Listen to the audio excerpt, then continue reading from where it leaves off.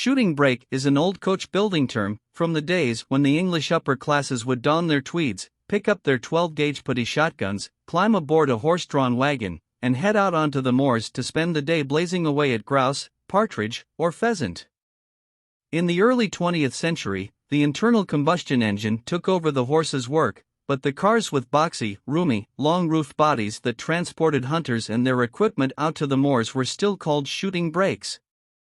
The Genesis G70 shooting brake has a long roof. But it's not boxy, and you'll never see one anywhere near the gun room of a stately English home during game season. That doesn't mean it's a bad car. On the contrary. The G70 shooting brake is perhaps the most desirable version of our 2019 car of the year. But one, sadly, we won't see in the States. America's anathema toward any station wagon that doesn't look like an SUV means the G70 shooting brake was designed from the outset for Europe, where low-slung, sporty, and versatile long-roof cars are still in vogue. The shooting brake's footprint is identical to that of the G70 sedan in terms of its length, width, and wheelbase, and it's the same height overall. All the sheet metal from the B-pillar forward is identical to that revealed with the superbly executed refresh of the G70 sedan for the 2022 model year.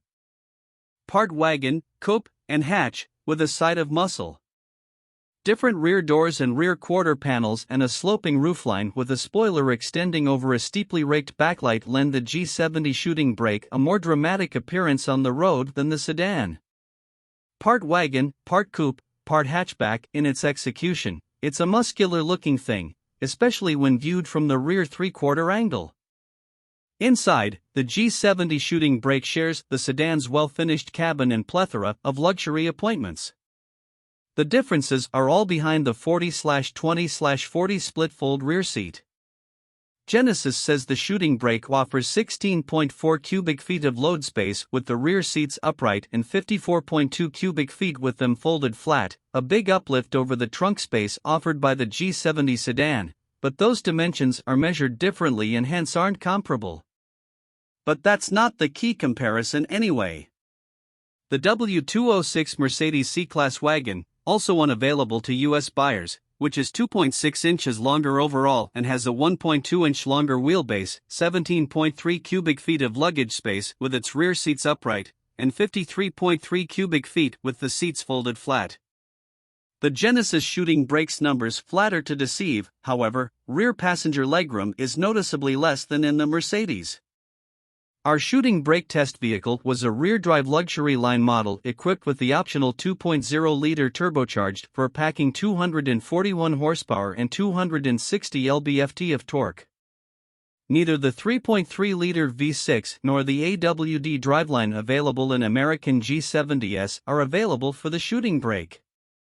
Its base engine is a 194 horsepower version of the Turbo 4, with a 2.2-liter four-cylinder turbo diesel that pumps out 197 horsepower and 325 lb-ft also available as an option. Not the quickest thing, but tuned at the ring. In the UK, the shooting brake commands a 4.8% premium over the G70 sedan, which translates to a theoretical US base price of roughly $42,300 for a car with the same powertrain as our test wagon. By way of comparison, of the handful of premium wagons currently available in its class in America, Audi's A4 Allroad starts at $45,900, while Volvo's V60 Cross Country retails for $50,095. Neither wagon is aimed at quite the same customer as the G70 shooting brake, however. Genesis points out the shooting brake's chassis was fine-tuned during almost 6,500 miles of testing on the daunting Nürburgring Nordschleife, where it says every lap of the legendary 12.9-mile circuit is equivalent to almost 200 hard road miles. And although the shooting brake has nowhere near the raw performance and ultimate grip levels of an Audi RS4 wagon, like the sedan, it's a pleasantly sporty car to drive. The 241 horsepower turbocharged four-banger is all about the mid-range, happiest on a fun road when the 8-speed automatic transmission is used in manual mode and the touch needle is kept swinging between 3,000 and 5,000 RPM. The dual exhaust delivers a muted rumble under hard acceleration that sounds curiously like that of an old Subaru WRX Flat 4.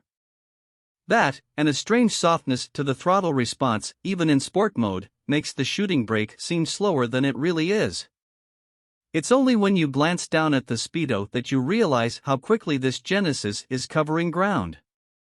You can feel the results of all that Nürburgring testing in the consistency of the steering and braking, and in the alertness and agility of the chassis through the twisties.